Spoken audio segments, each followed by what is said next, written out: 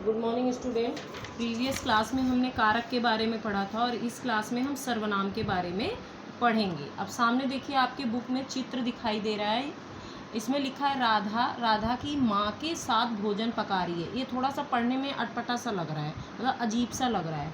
अब इसको हम इस तरीके से भी लिख सकते हैं, राधा अपनी माँ के साथ भोजन पका रही है। यह वाक्य स्पष्ट तथा सुंदर हो जाएगा। ठीक है ना, इसको लिखने का बस केवल तरीका चेंज हो गया कि 2 बार राधा का नाम ना लिख करके हमने एक बार राधा की जगह पे सर्वनाम शब्द का प्रयोग कर लिया है। अब हम परिभाषा देखते हैं सर्वनाम की।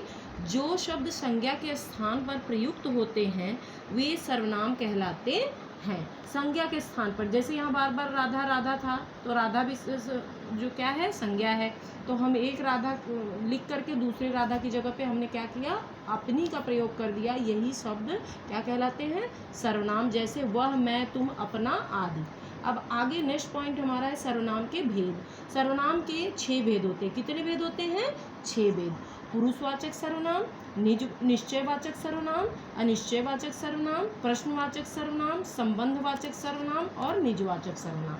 सबसे पहले हम पुरुषवाचक सर्वनाम के बारे में पढ़ेंगे। जिस सर्वनाम का प्रयोग बोलने वाले, सुनने वाले या किसी अन्य के लिए किया जाता है उसे पुरुषवाचक सर्वनाम कहते हैं। जो बोल रहा है और जो सुन रहा है या कोई और तीसरा व्यक्ति है उसके लिए किया जाता है वो पुरुषवाचक सर्वनाम होता है। जैसे मैं, हम, तू, तुम, वह, वे आदि। अब ये भी 3 प्रकार के होते हैं, उत्तम पुरुष, मध्यम पुरुष और अन्य पुरुष। तो अब हम पहले उत्तम पुरुष के बारे में पढ़ेंगे। जिन सर्वनाम शब्दों का प्रयोग बोलने वाला या लिखने वाला अपने लिए करता है, जहाँ पे कि अगर मैं पढ़ा रही हूँ तो मैंने अपने लिए जो शब्द का प्रयोग किया उसे हम क्या कहेंगे, उत्तम पुरुष। जैसे मैं पढ़ा रही हूँ, मैंने खाना खा लिया, हम घूमने जा रहे हैं, यह मेरा घर है। ठीक है, ऐसे। नेक्स्ट पॉइंट है मध्यम पुरुष। बोलने वाला जिन सर्वनाम शब्दों का प्रयोग सुनने वाले के लिए करता है वे मध्यम पुरुष सर्वनाम होते हैं। जैसे तू, तुझे, आप, तेरा, तुम्हारा आदि। ठीक है, जहाँ पर बोलने वाला जिन सर्वनाम शब्दों का प्रयोग सुनने वाले के लिए करता है, ठीक है, जो दूसरे के लिए करता है उसे हम मध्यम पुरुष करते हैं। अब अन्य पुरुष। वक्ता और श्रोता जब किसी अन्य व्यक्ति के विषय में बात करते हैं, जब हम दूसरों के बारे में, जैसे मैं बोल रही हूँ, आप सुन रहे हो, लेकिन हम दोनों दूसरे के बारे में बात कर रहे हैं, उसे हम क्या कहते हैं, अन्य पुरुषवाचक सर्वनाम। जैसे वह, वे, उन्हें आदि। अब हमारा नेक्स्ट पॉइंट सेकंड आ जाता है निश्चयवाचक सर्वनाम। जो सर्वनाम शब्द किसी निश्चित वस्तु, व्यक्ति या घटना के लिए प्रयुक्त होते हैं, जो मतलब एक निश्चय टाइम है या घटना है कि मतलब ये काम अभी हुआ, ये ऐसे हुआ, वो क्या होता है, निश्चयवाचक, मतलब वो निश्चित कर दिया गया है। ठीक है, जैसे यह, वह, इसे, उसे आदि। उदाहरण में देख लिए, वह मेरा विद्यालय है, उसमें मैं पढ़ता हूँ। ये निश्चित दिया गया कि वह मेरा विद्यालय और उसी में मैं पढ़ने जाता हूँ या उसी में मैं पढ़ता हूँ। अब हम थर्ड पॉइंट, अनिश्चयवाचक सर्वनाम। जिन सर्वनामों से किसी निश्चित व्यक्ति या वस्तु का बोध नहीं होता है उसे अनिश्चयवाचक सर्वनाम कहते हैं। जैसे कोई, कुछ, किसी आदि। उदाहरण के तौर पर हम देख लेते हैं, बाजार से कुछ खाने के लिए ले आओ।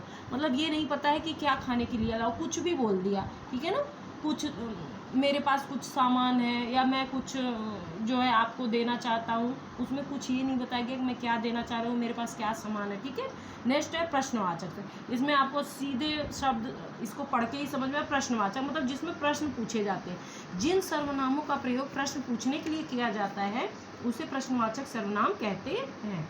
जैसे तुम क्या कर रहे हो, तुम कौन हो, तुम कहाँ जा रहे हो। ठीक है, जैसे इसमें दिया आपको उदाहरण, तुम्हारे पिताजी का क्या नाम है। ठीक है, इसमें क्या किया गया, आपसे प्रश्न पूछा गया है। फिफ्थ पॉइंट हमारा है संबंधवाचक सर्वनाम। जो सर्वनाम शब्द 2 वाक्यों या 2 पदों के बीच संबंध स्थापित करते हैं, मतलब जहाँ पे 2 लोगों के बीच में संबंध स्थापित किया जाता है उसे हम क्या कहते हैं, संबंधवाचक सर्वनाम। उदाहरण के तौर पे जैसा, वैसा, जो, सो, जिसका, उसका, जहाँ, तहाँ आदि। जिसकी लाठी उसकी भैंस, मतलब जिसकी लाठी है उसी की भैंस है, दोनों में संबंध स्थापित। निजवाचक सर्वनाम। जिन सर्वनाम शब्दों का प्रयोग कर्ता या वक्ता अपनेपन का बोध कराने के लिए करता है, जहाँ पे अपनत्व की बात होती है, जहाँ पे हम एक दूसरे के साथ अपनेपन का प्रयोग करते हैं, अपनापन दिखाना चाहते हैं, वहाँ पे निजवाचक सर्वनाम होता है, जैसे स्वयं, स्वतः, आपने, आप, अपने आप, खुद आदि। जैसे यह खाना मैंने अपने आप बनाया है। ठीक है। अब हमारा इसमें है सर्वनामों की रूप रचना। किस तरीके से सर्वनाम की रूप रचना होती है। कारक आपके दे रखे हैं, एक वचन, बहुवचन। अब जैसे कर्ता मैं, मैंने, और बहुवचन में हो जाएगा हम, हमने। तो आप इस तरीके से इसको क्या कर सकते हो, इस टेबल को अच्छे से पढ़ लो। सर्वनाम का संबोधन कारक नहीं होता। नोट आपको एक दिया गया है कि जो संबोधन होता है वो कारक नहीं होता है। Thanks, stay safe.